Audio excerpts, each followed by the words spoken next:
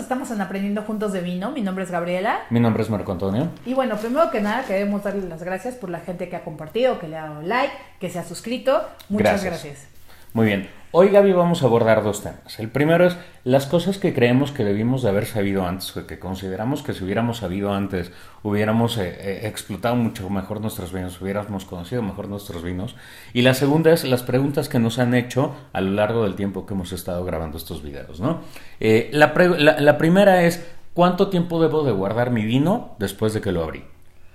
Bueno, pues por regla general podemos decir que de 3 a 5 días para los vinos que tuvieron crianza o que pasaron por barrica, y de 5 a 7 días para los vinos tintos y los vinos blancos que no pasaron por barrica.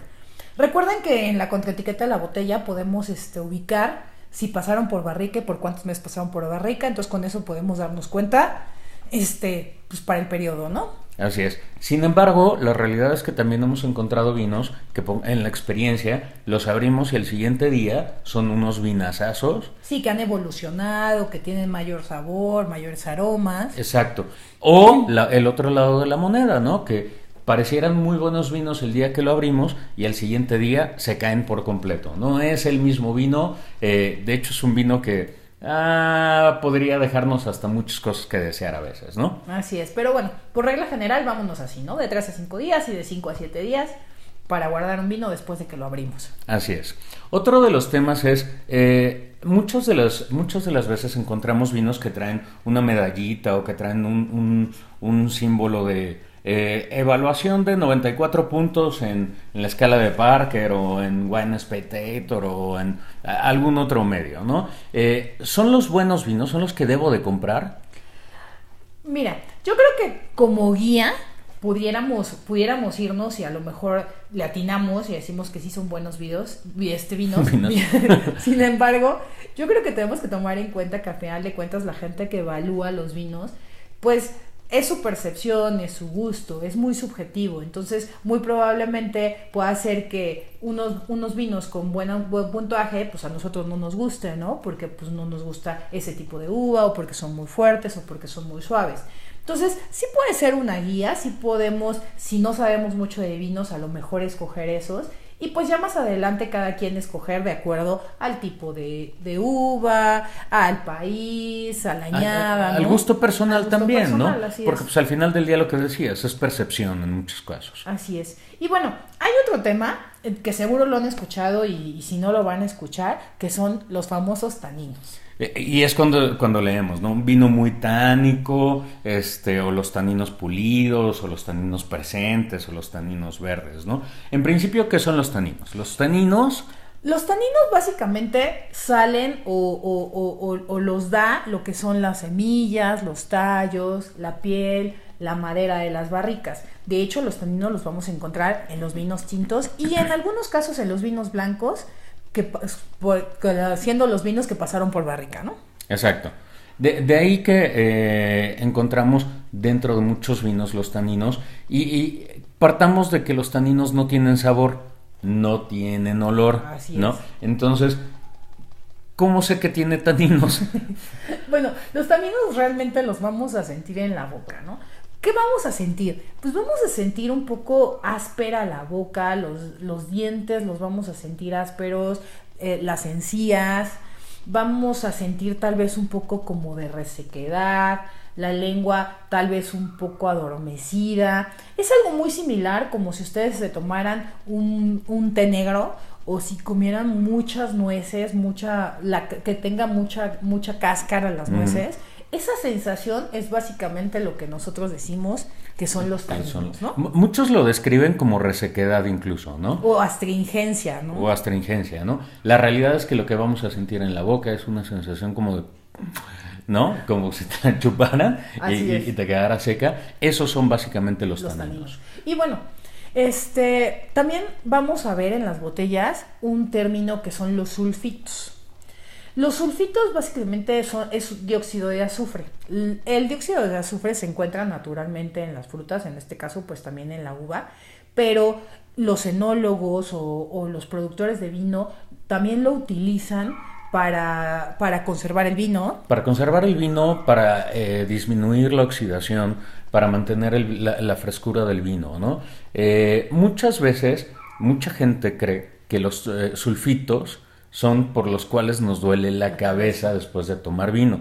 Y esa es una aseveración errónea, ¿no? La realidad es que hay muchas cosas que contienen mucho más sulfitos que el vino. Por ejemplo, las papas fritas, ¿no? Si fuera el motivo por el cual nos duele la cabeza el siguiente día después de comer papas fritas, nos dolería la cabeza de manera impresionante, porque además las papas fritas contienen 10 veces más o más de sulfitos que el vino, ¿no? La realidad es que el 1%, solo el 1% de la población es alérgica a los sulfitos, ¿no? Y es a la gente que sí le podría dar a lo mejor algún malestar o algún dolor de cabeza, pero... De ahí en más, la realidad es que no los sulfitos son los causantes del dolor de cabeza, entonces quitémonos esa creencia. Es controversial, sí, porque mucha gente lo cree así, pero la realidad es que no es así. Así es.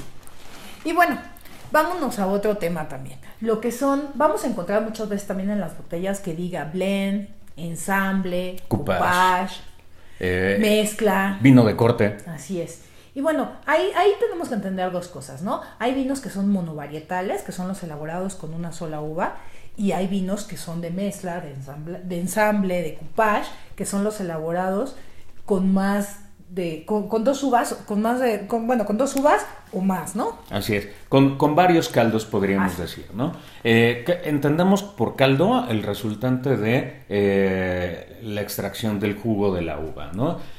Muchas de las casas vinícolas, los enólogos, lo que hacen es, después del proceso de fermentación, hacen una combinación de diferentes caldos para crear un caldo en específico o un vino en específico, por diferentes situaciones, ¿no? Eso es a lo que le llamamos blend, eso es a lo que le llamamos coupage. Eso puede ser antes, durante o posterior a la crianza, es decir, el paso por barrica de un vino para crear ese blend, ¿no? Así es, y puede ser porque así lo quiso la casa productora o así lo quiso el enólogo para dar un vino en especial con cierta estructura, con ciertos sabores, con ciertos aromas, o tal vez porque a lo mejor esa añada no fue muy buena y entonces quieren un poquito... mejorarla. Exactamente, mejorarla con alguna otra uva que le dé lo que a esa uva le faltó, ¿no? Por la añada. Así es.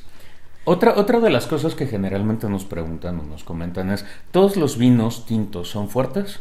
¿Son potentes? ¿Lo que le dicen potentes? Lo que dicen potentes. No, la verdad es que sí tenemos la falsa creencia que todos los vinos tintos son potentes o son fuertes, y no es así. La verdad es que depende mucho del tipo de uva, depende mucho. La uva, como les hemos dicho, hay de piel gruesa, hay de piel más delgada, y entonces eso también tiene que ver para que un vino sea más potente, sea más tánico, ¿no? También tiene que ver la maceración.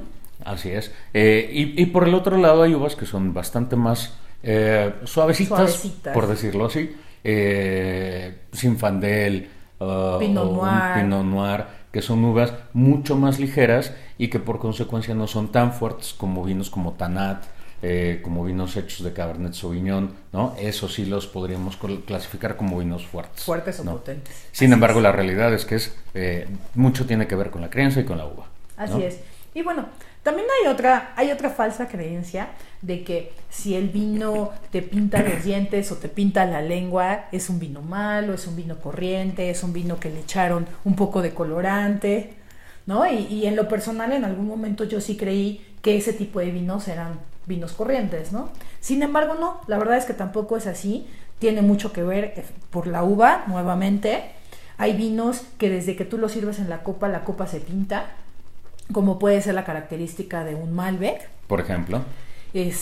Sin embargo, no tiene nada que ver con que el vino sea bueno o con que el vino sea malo, simplemente pues es la característica de la uva y pues muchas veces la maceración también. La maceración, muchas casas productoras lo que deciden hacer es, previo al proceso de fermentación, hacer un proceso de maceración del caldo con las pieles, y eso le da mucho más intensidad al color del vino y por consecuencia nos pinta la boca, nos pinta los dientes cuando lo bebemos, ¿no? Pero no tiene nada que ver ni con la calidad del vino, ni qué tan bueno, qué tan malo puede ser ese vino, ¿no? Así es. Y bueno, pues también hay otro tema.